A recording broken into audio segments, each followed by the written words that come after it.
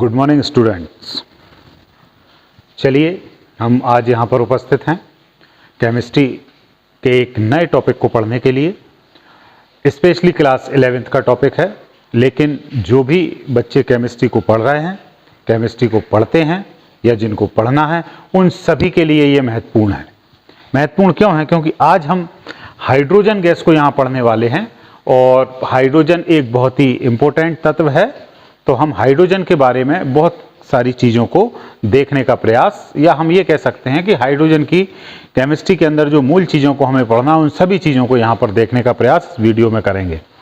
आशा करता हूँ आप लोग इस वीडियो से लाभान्वित होंगे, इस वीडियो के द्वारा अपनी स्टडीज़ को आगे बढ़ा पाएंगे। तो आप किसी भी क्लास के हैं, 11th के हैं या 12th के हैं, क्लास से कोई मतलब नहीं है, आप इस टॉपिक को बड़े अच्छे से सुने और पढ़ें। तो आइए हम शुरू करते हैं। सबसे पहली चीज़ है, हम हाइड्रोजन इंट्रोडक्शन कर लें कि हाइड्रोजन है क्या। तो आप सभी जानते होंगे, सभी ने नाम सुना होगा। ऐसा शायद ही कोई व्यक्ति हो जो हाइड्रोजन का नाम जिसने ना सुना हो, जो साइंस पढ़ने वाला हो। तो हाइड्रोजन वास्तव में एक गैस होती है, और यदि हम ब्रह्मांड की बात करें तो इस ब्रह्मांड में सबसे ज़्यादा लगभग 70% हाइड्रोजन पाई जाती है। पूरा ब्रह्मांड जो है उसमें 70% हिस्सा केवल क्या है? हाइड्रोजन है।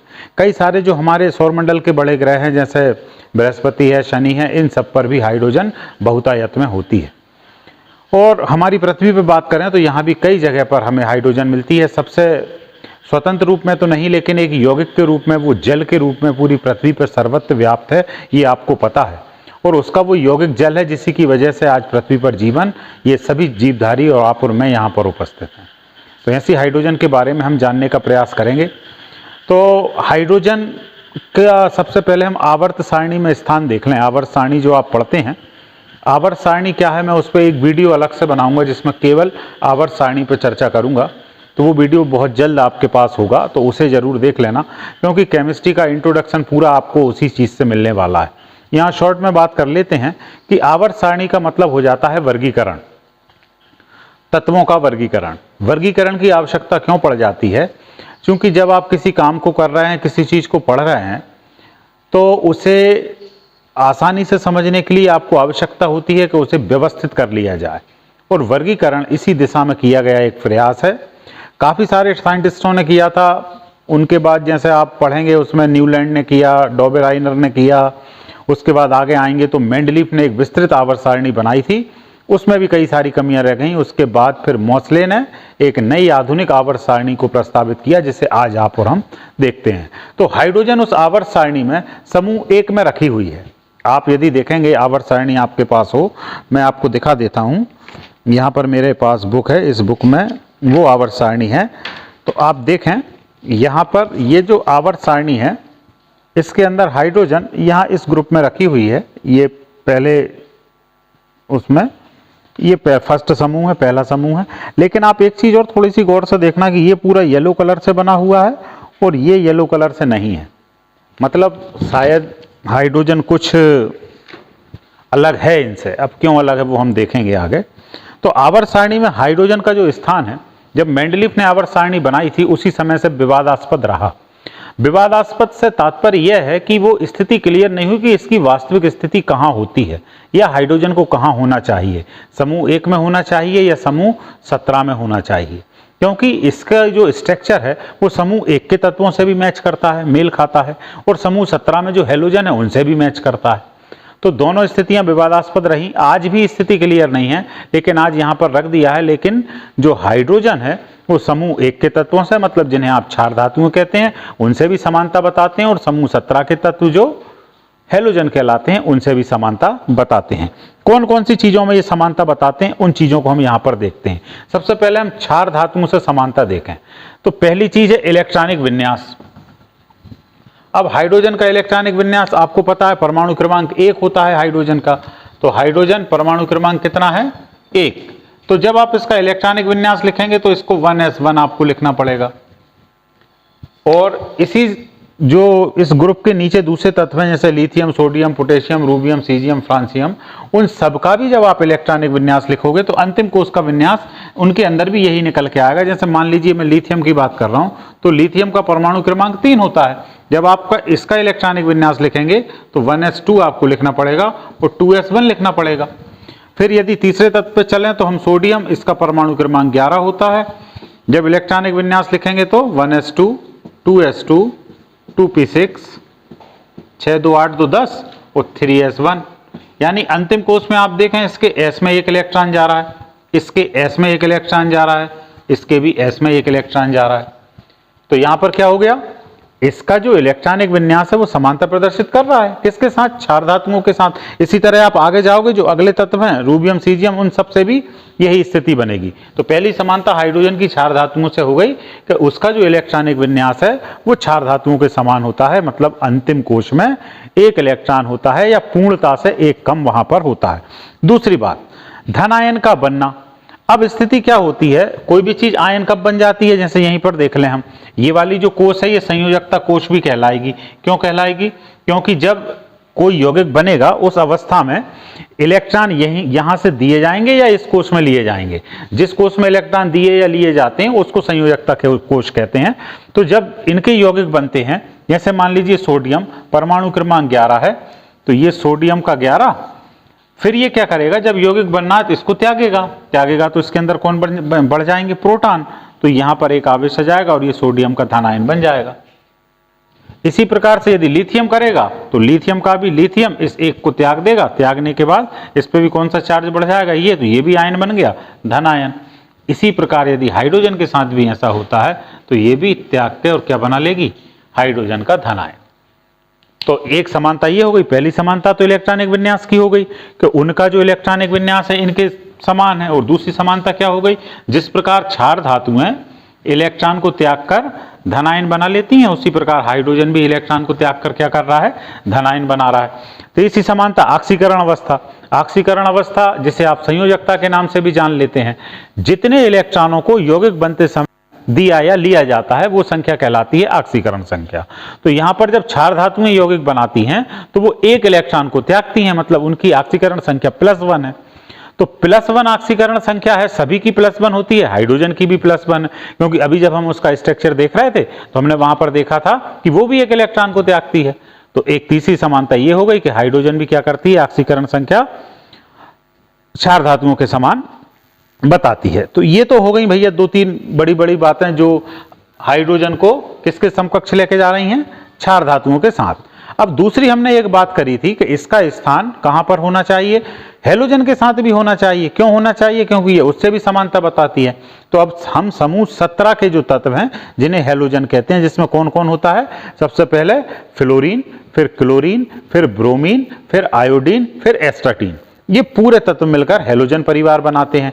हैलोजन क्यों कहते हैं, क्योंकि ये सब समुद्री लवण को बनाने वाले थे। और ग्रीक भाषा में जो हैलोस शब्द है उसका अर्थ होता था समुद्री लवण बनाने वाला, इसलिए इनका नाम हैलोजन पड़ गया। तो अब पहली समानता तो हम देखें कि इलेक्ट्रॉनिक विन्यास से ही देख लेते हैं हम। जैसे अभी हम हाइड्रोजन का लिख रहे थे तो इलेक्ट्रॉनिक विन्यास इसका कुछ इस तरह से आ रहा था, 1s1। तो 1s1 जब हमने लिखा तो हम देखते हैं कि इसमें S जो उपकोष है उसकी क्षमता होती है अधिकतम 2 इलेक्ट्रॉन की। आपने पढ़े होंगे sp-df उपकोष, आपने पढ़े हैं, 4 उपकोष होते हैं sp, d और f। इनमें मैक्सिमम इलेक्ट्रॉन की कैपेसिटी है, किसमें कितने हो सकते हैं, S में मैक्सिमम 2 हो सकते हैं, p में 6 हो सकते हैं, d में 10 हो सकते हैं और f में 14 हो सकते हैं। तो यहां पर आप ध्यान से देखें तो S में अधिकतम 2 हो सकते हैं, तो इसमें कितना है, 1 है। 1 है मतलब इसकी जो कैपेसिटी है उससे 1 इलेक्ट्रॉन कम होता है। ठीक इसी प्रकार जितनी भी हैलोजन है उन सबका इलेक्ट्रॉनिक विन्यास लिखोगे तो अंतिम कोष में उनके 1 से जो कैपेसिटी है उससे 1 कम इलेक्ट्रॉन उनके अंदर होता है। जैसे क्लोरीन की बात कर लो आप, ब्रोमीन की, आयोडीन की, सबके अंतिम कोष में 7-7 इलेक्ट्रॉन होते हैं। तो होना कितने चाहिए, अंतिम कोष में कितने हो सकते हैं, 8। 8 कैसे हो सकते हैं, 6 इसके और 6 इसके, तो 6 और 2 हो जाएंगे 8। अब 8 में से 1 कम, 7 है तो मतलब 1 कम है, यानी कैपेसिटी से 1 कम, तो इसके अंदर भी वही स्थिति होती है। दूसरी बात, ऋण आयन का बनना। हाइड्रोजन का जब इसमें अंतिम से 1 कम है तो अभी जब इलेक्ट्रॉन दे रही थी तो धन आयन बना रही थी, लेकिन एक दूसरी स्थिति ये भी हो सकती है, ये एक इलेक्ट्रॉन को प्राप्त भी तो कर सकती है। यदि ये किसी से एक इलेक्ट्रॉन को प्राप्त कर लेगी तो अब ये हाइड्रोजन का ऋण आयन बना लेगी।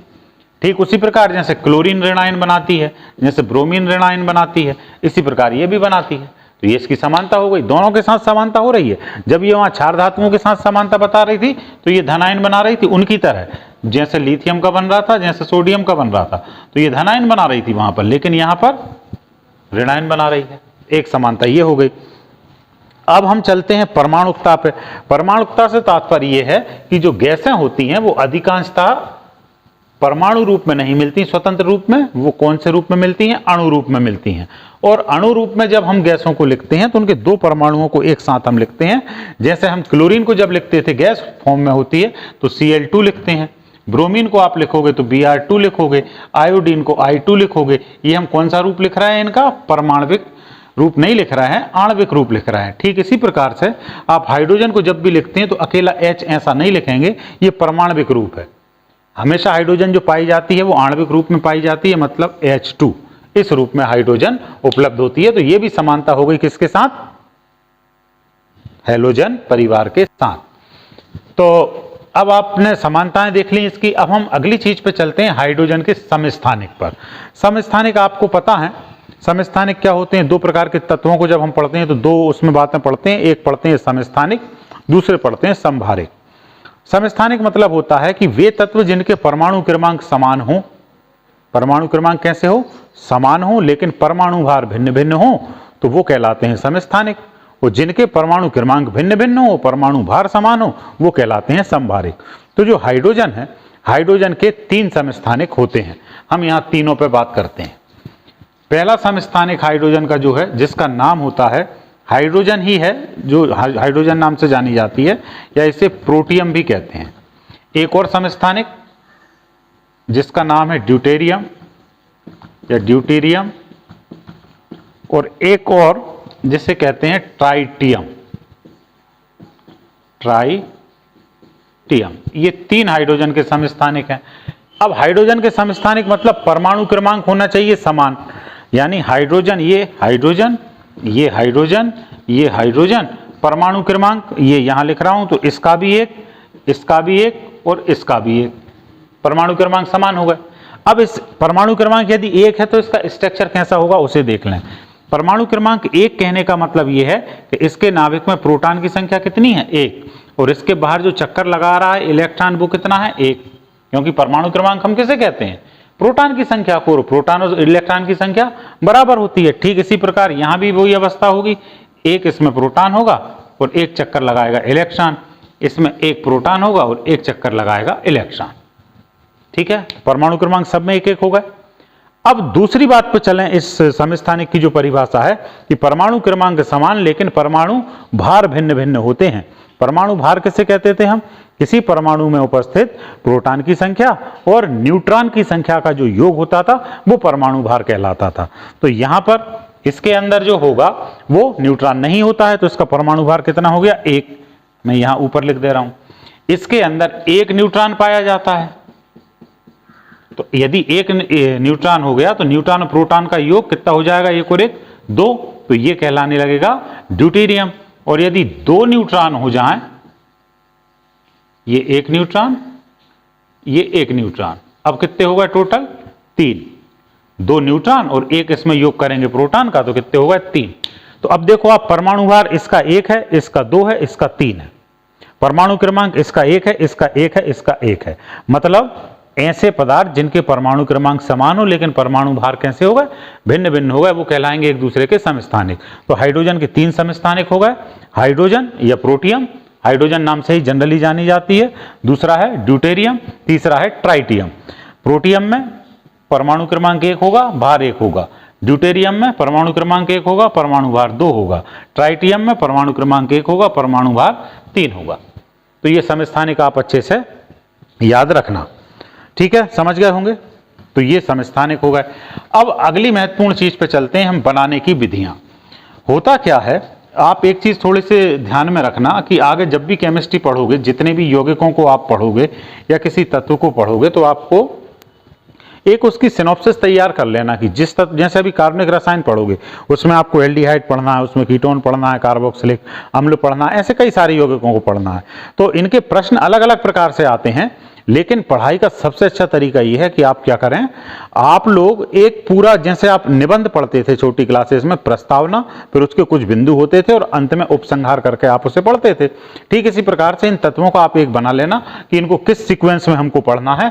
सबसे पहले इंट्रोडक्शन पढ़ना उसका, कोई भी तत्व हो, कोई भी यौगिक हो जिसके बारे में पढ़ रहे हो, इंट्रोडक्शन में क्या चीज आ जाएगी, वो चीज क्या है और कैसी होती है, स्ट्रक्चर वगैरह क्या है, ये चीज हो जाएगी। फिर दूसरी टॉपिक उसका पढ़ना प्राप्ति, प्राप्ति का मतलब वो कहाँ मिलता है, वर्ल्ड वाइड कहाँ होगा, ब्रह्मांड में क्या स्थिति है उसकी, दुनिया में क्या स्थिति है, फिर स्पेशली चूंकि हम भारत के संदर्भ में हैं तो भारत में क्या स्थिति है उस बात को पढ़ना, कहाँ मिल रहा है, कहाँ, जैसे लोहा पढ़ रहे हो तो अब लोहा भारत में कहाँ पाया जाएगा, वो बिहार में है या छत्तीसगढ़ में है, सिंह भूमि में मिल रहा है, कहाँ मिल रहा है, तो ऐसी चीजें। फिर अगली चीज जो आप पढ़ोगे वो आप पढ़ना बनाने की विधियां, कि वो जो चीज है उसको हम बना कैसे सकते हैं, कौन कौन सी विधि हैं इसमें जिनसे हम बना सकते हैं। बनाने की जो विधियां होती हैं वो दो प्रकार की होंगी, ये ध्यान रखना। एक विधि कहलाएगी प्रयोगशाला विधि, किसी भी चीज को बनाओगे तो प्रयोगशाला विधि, और दूसरी विधि कहलाएगी व्यापारिक विधि। दोनों विधियों में अंतर क्या होगा, प्रयोगशाला विधि से तात्पर्य यह होता है कि लैब के अंदर, प्रयोगशाला के अंदर बनाया जाए और वहां पर छोटे पैमाने पर उत्पादन होता है। दूसरी होगी व्यापारिक विधि, व्यापारिक विधि मतलब जहां पर बड़े पैमाने पर तैयार किया जा रहा हो किसी पदार्थ को। कई बार क्या होता है कि दोनों विधियां, चाहे वो प्रयोगशाला विधि हो या व्यापारिक विधि, दोनों विधियां सेम होती हैं, एक जैसी होती हैं, लेकिन कई बार वो थोड़ी से बदल जाते हैं सिस्टम, क्योंकि व्यापारिक स्तर पर बड़े पैमाने पर बनाना, लैब में एक छोटे पैमाने पर तैयार करना है। फिर आप बनाने की विधियों के बाद अगले जिस टॉपिक को पढ़ोगे वहां आप पढ़ना उस यौगिक के गुण। गुण दो प्रकार के होंगे, एक भौतिक गुण, दूसरे रासायनिक गुण। भौतिक गुणों में क्या होगा, वो पदार्थ कैसा है, उसका रंग कैसा है, रूप कैसा है, आकार कैसा है, अवस्था कैसी, गर्म करने पर क्या होता है, ठंडा करने पर क्या होता है, क्वथनांक गलनांक क्या है, ये सब कुछ बातें उसके अंदर आप पढ़ लेना। और जो रासायनिक गुण होंगे, रासायनिक गुण में उस पदार्थ को दूसरे पदार्थ मतलब दूसरे तत्व या दूसरे यौगिक या दूसरे रसायन, उनके साथ जब वो रिएक्ट करता है, जब उनके साथ क्रियाएं करता है, तब वो क्या चीज करता है, वो चीजें आपको वहां पर पढ़नी है और सबसे लास्ट में पढ़ लेना उसके उपयोग। तो एक निबंध जैसी एक सिनॉप्सिस बना लेना। इतने पॉइंट्स के अंतर्गत किसी भी तत्व को आप पढ़ते जाओगे तो आपको दिक्कत नहीं आएगी, वो तत्व इजीली याद हो जाएंगे। और एग्जाम के अंदर जब क्वेश्चंस आएंगे तो इन्हीं 4-5 बातों के बीच में से निकल के कोई ना कोई प्रश्न आएगा। तो अब हम हाइड्रोजन को बनाने की क्या पढ़ने वाले हैं, बनाने की विधियां। तो इसमें भी हम दो प्रकार की विधियां पढ़ेंगे, एक जो होंगी वो कहलाएंगी प्रयोगशाला विधि और दूसरी जो होंगी वो कहलाएंगी व्यापारिक विधि। प्रयोगशाला विधि में वो स्थिति होगी जहां पर हम छोटे पैमाने पर इसको निर्मित करेंगे और व्यापारिक विधि में एक बड़े पैमाने पर हम बनाने का प्रयास करेंगे। तो सबसे पहले हम देखते हैं प्रयोगशाला में। तो प्रयोगशाला में बनाने का जो है, तो एक सबसे सिंपल विधि है जल द्वारा। जल आप जानते हैं, जल मतलब पानी, सूत्र होता है H2O। यदि H2O को ध्यान से आप देखेंगे तो आप पाएंगे ये वास्तव में हाइड्रोजन और ऑक्सीजन से बना हुआ यौगिक है। तो ये दोनों जगह ये विधि इस्तेमाल होगी, यहाँ प्रयोगशाला के अंदर भी और व्यापारिक विधि में भी हम इसे पढ़ेंगे। तो जल द्वारा कैसे बनाया जाता है, जल का करना पड़ता है विद्युत अपघटन। जल का क्या कर दिया जाता है, विद्युत अपघटन। विद्युत अपघटन को यहाँ शॉर्ट में हम समझ लें, विद्युत मतलब बिजली, अपघटन मतलब टूटना। यदि हम किसी पदार्थ को विद्युत के द्वारा तोड़ दें तो विद्युत के द्वारा आप कैसे तोड़ोगे, आप उसका विद्युत अपघटन कैसे करोगे, उस पदार्थ को ले लिया, उस विलयन को ले लिया जिसका हमें करना है, और हम जैसे अभी सेल पढ़ के आए हैं संख्या उसमें विद्युत रसायन में, तो वो जो सेल होते हैं उसी प्रकार का सेल बनाना पड़ेगा हमें। उसमें 2 इलेक्ट्रोड लगा के विद्युत धारा को प्रवाहित करना पड़ेगा। जब विद्युत धारा को हम प्रवाहित करेंगे तो आयनन की प्रक्रिया होगी और वहां से वो यौगिक टूटना शुरू हो जाएगा। तो ऐसे यहां पर करते हैं, जल द्वारा जब आपको हाइड्रोजन बनानी है तो जल में विद्युत प्रवाहित करते हैं इलेक्ट्रोड लगाकर। चूंकि जल विद्युत का कुचालक होता है तो जल में विद्युत धारा प्रवाहित नहीं होगी, तो उसको सुचालक बनाने के लिए विद्युत अपघट की तरह वो कार्य करे, इसके लिए हम थोड़ा सा उसमें सल्फ्यूरिक एसिड मिला देते हैं। फिर सल्फ्यूरिक एसिड के साथ कैसे रिएक्शन होती है वो हम अभी अगली स्टेप में देखेंगे। तो यहाँ पर फिर क्या होगा, जब ये टूटेगा तो यहाँ से हाइड्रोजन गैस उस जल के अंदर से मुक्त हो जाती है और साथ में ऑक्सीजन गैस मुक्त हो जाती है। तो इस प्रकार जल के द्वारा बना लेते हैं। अब दूसरी विधि को देखते हैं। ये कई, देखो विधियां कई सारी हो सकती हैं, ऐसा नहीं कि कोई एक ही हो, कई सारी विधियां होंगी, वो अपने हिसाब से समय के हिसाब से बदलती रहेंगी। फिर दूसरी अगली आती है धातुओं पर जल की क्रिया के द्वारा। अब कोई धातु ले लीजिए, मान लीजिए हमने सोडियम ले लिया, 2Na सोडियम, इसके ऊपर हम किसकी क्रिया करा रहा है, जल की, तो H2O से क्रिया करा दो तो क्या होगा, सोडियम, यहां से क्या O और H, तो ये बन जाएगा NaOH सोडियम हाइड्रोक्साइड प्लस ये हाइड्रोजन गैस हमारी मुक्त हो जाएगी। समीकरण को करना पड़ेगा बैलेंस। बैलेंस कैसे करते हैं आपको पता होगा, यदि आपको नहीं पता है तो अध्याय 10 में वैसे ये समीकरण संतुलित करना है, मैंने एक वीडियो डाला हुआ है समीकरण को कैसे संतुलित करते हैं। वो थोड़ा भले वो 10वीं क्लास का है लेकिन आप वहां से देख सकते हो। तो फिर और कोई धातु हो, दूसरी धातु जैसे कैल्शियम है तो कैल्शियम को ले लिया Ca प्लस, जल के साथ क्रिया करा दो H2O, स्थिति वही होगी, हाइड्रोक्साइड बनेगा, OH इसके साथ जाएगा तो Ca हाइड्रोक्साइड जो बनता है, कैल्शियम की संयोजकता चूंकि 2 होती है, हाइड्रोक्सिल मूलक की 1 होती है, इसलिए इसको डबल करना पड़ेगा प्लस हाइड्रोजन। बैलेंस करके देख लेंगे हम कहां पर क्या दिक्कत आ रही है। तो आप देख लो, यहीं देख लो बैलेंस, 2 हाइड्रोजन यहाँ, 2 यहाँ, तो टोटल हो गई 4। तो यहाँ 2 का गुणा करो, 2 दूनी 4, ऑक्सीजन 2 हो गई, ये 2 का गुणा तो 2 हो गई, कैल्शियम 1 है तो है, यहाँ 2 सोडियम है, सोडियम को यहाँ बराबर करना तो ये 2 NaOH करेंगे तो 2 सोडियम हो गए, लेकिन OH कैसे हो गए, H यहाँ पर 2 और ये 3 हो गई। टोटल यदि हम देखेंगे तो हाइड्रोजन हमारे पास यहाँ पर 2 थी, यहाँ पर कितनी हो रही है, 2 और 2 4। तो अब हम क्या करें, यहाँ पर 1 2 का गुणा और कर दें, 2 दूनी 4, हाइड्रोजन हमारी ठीक हो गई, ऑक्सीजन भी बैलेंस हो गई। इस प्रकार से समीकरण बैलेंस हो जाता है। इसको कहते हैं अनुमान विधि। अनुमान विधि मतलब आपको एक इसे तराजू मान लेना है, यहाँ आप तराजू मान लें, एक पल्ला ये मान लें, एक पल्ला ये मान लें, आप अनुमान से इसमें वेट रखते चले जाएं, वजन को रखते चले जाएं, गुणा भाग करते चले जाएं, जोड़ घटाते जाएं, जब आपका तराजू बैलेंस हो जाए वो ठीक है। ठीक है, बैलेंस करना इसलिए जरूरी हो जाता है कि पदार्थ के संरक्षण का नियम कहता है कि आप पदार्थ को ना उत्पन्न कर सकते हो ना नष्ट कर सकते हो। तो आप पदार्थ को यदि जितना यहाँ लगा रहे तो उतना यहाँ बनाना पड़ेगा आपको, इसलिए प्रयास ये करना कि आप समीकरणों को बैलेंस कर दें। अगली जो अभिक्रिया है बनाने की जो विधि है उसमें बनाते हैं अम्लों से। अम्ल मतलब एसिड, कौन से अम्ल, खनिज अम्लों से। तो खनिज अम्ल कौन से होते हैं, देखो 2 प्रकार के अम्ल आप लोग पढ़ते हैं, एक खनिज अम्ल कहलाते हैं, दूसरे कार्बनिक अम्ल कहलाते हैं। तो जो स्पेशली आप 2-3 अम्लों के नाम अक्सर सुनते होंगे केमिस्ट्री में, एक जिसे सल्फ्यूरिक अम्ल कहते हो, एक जिसे नाइट्रिक अम्ल कहते हो HNO3, एक जिसे हाइड्रोक्लोरिक अम्ल कहते हो HCl। ये जो आप देखते हो नाम, ये कहलाते हैं क्या, खनिज अम्ल। और जो एसिटिक अम्ल है या दूसरे जो कार्बोक्सिलिक अम्ल कैडर है, COOH क्रियात्मक समूह जिनमें होता है, वो जितने भी अम्ल होंगे वो कार्बनिक अम्ल कहलाएंगे। तो हमें किससे बनाना है, हमें बनाना है खनिज अम्लों से। तो खनिज अम्ल जैसे हम जिंक की क्रिया सल्फ्यूरिक एसिड के साथ करा दें, H2SO4 हाइड्रोजन को बनाने की विधि देख रहे हैं, तो अब आप देखिए विस्थापन अभिक्रिया होगी यहाँ पर, ये जिंक हाइड्रोजन को विस्थापित कर देगा। विस्थापन मतलब होता है किसी के द्वारा किसी को हटा देना। तो यहाँ पर ये जिंक यहाँ आ गया, SO4 और हाइड्रोजन यहाँ से मुक्त हो गई। ठीक है, तो ये यहाँ से आपकी हाइड्रोजन बन गई। तो एक विधि ये भी है। फिर और भी कई सारी विधियां हैं, थोड़ा सा यदि आप बुक का ये देखोगे तो बुक में से भी थोड़ी सी पढ़ लेना, क्योंकि पूरी विधियों पे यहाँ चर्चा कर पाना शायद संभव नहीं होगा। आपको मुख्य बात जो है, मेन मोटिव जो है वो समझ में आ जाए, उसके बाद आप हजारों क्रियाएं भी आप लिख सकते हो, कोई दिक्कत वाली बात नहीं है। अब अगली बात, ये तो प्रयोगशाला विधियां हो गई। अगली बात आ जाती है कौन सी, व्यापारिक विधियां, जहां पर हम व्यापारिक स्तर पर मतलब बड़े पैमाने पर बनाएंगे। तो उसमें सबसे पहली विधि होती है लेन की विधि, जिसे कहते हैं लेन की विधि। विधि का नाम है, कई बार ये एग्जाम में लेन की विधि के नाम से पूछा जाता है इसको कि ये क्या है। तो लेन की विधि को समझने के लिए हम इसका सिद्धांत देख लें। विधि तो जो है वो है, सिद्धांत में क्या होता है, आयरन के ऊपर जल की क्रिया कराई जाती है। आयरन मतलब Fe, जल यानी H2O, इनकी क्रिया कराई जाती है। अभी जैसे हम धातुओं की क्रिया करा रहे थे, तब क्या होगा, आयरन जब जल के साथ क्रिया करेगा तो आयरन का ऑक्साइड बनेगा और साथ में निकलेगी हाइड्रोजन। तो Fe3O4 ये बनेगा फेरस ऑक्साइड प्लस हाइड्रोजन निकल जाएगी। बैलेंस ऑलरेडी मैं यहाँ से कर दे रहा हूँ, देख के समय बचेगा हमारा। 4 यहाँ लगा देंगे और इसके बाद आगे जाएंगे तो 3 यहाँ पर और 4 यहाँ पर, तो ये बैलेंस हो जाएगा समीकरण। ठीक है, तो ये लेन की विधि हो गई। तो यहाँ से आप इसको कर सकते हैं। तो अब अगले टॉपिक पे आ जाते हैं हम। अगला टॉपिक हमारा है उपयोग। गुणों पे चर्चा हमारी, गुण पे चर्चा नहीं हुई है, गुण पे चर्चा कर लें। तो 2 प्रकार के गुण, पहला भौतिक गुण, दूसरे रासायनिक गुण। तो सबसे भौतिक गुणों में कुछ छोटी छोटी बातें हमें देखना, जैसे ये रंगहीन, पारदर्शक और स्वाधीन गैस होती है, आप ध्यान रखना। वायु से हल्की है, जल में अविलेय है। ठीक है, तो ये सब होगा इसके कौन से गुण, भौतिक गुण। रासायनिक गुण मतलब ये अब अन्य जो चीजें हैं उनके साथ किस प्रकार से रिएक्ट करेगी। तो वो कुछ दूसरे केमिकल्स के साथ, तत्वों के साथ मैं इसकी अभिक्रिया यहाँ पर लिख दे रहा हूँ, उसके बाद हम उन पर चर्चा कर लेंगे।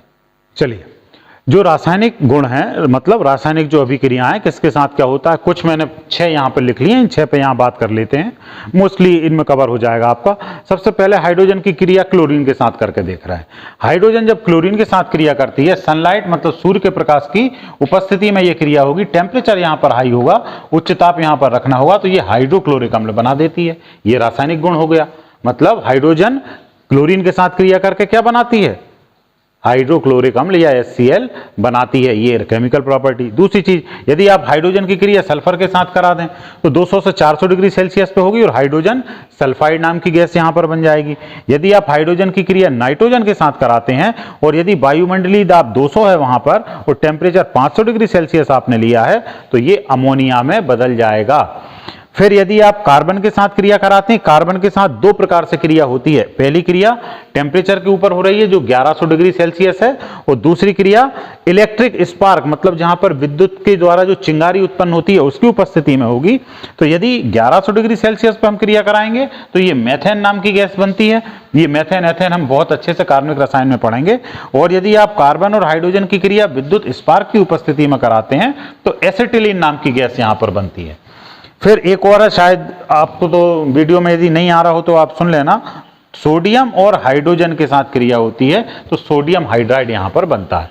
तो ऐसी कुछ विशेष तत्वों के साथ या जो जनरली हमारे उसमें यूज होते हैं उन तत्वों के साथ जो वो कहलाती हैं हमारे रासायनिक गुण।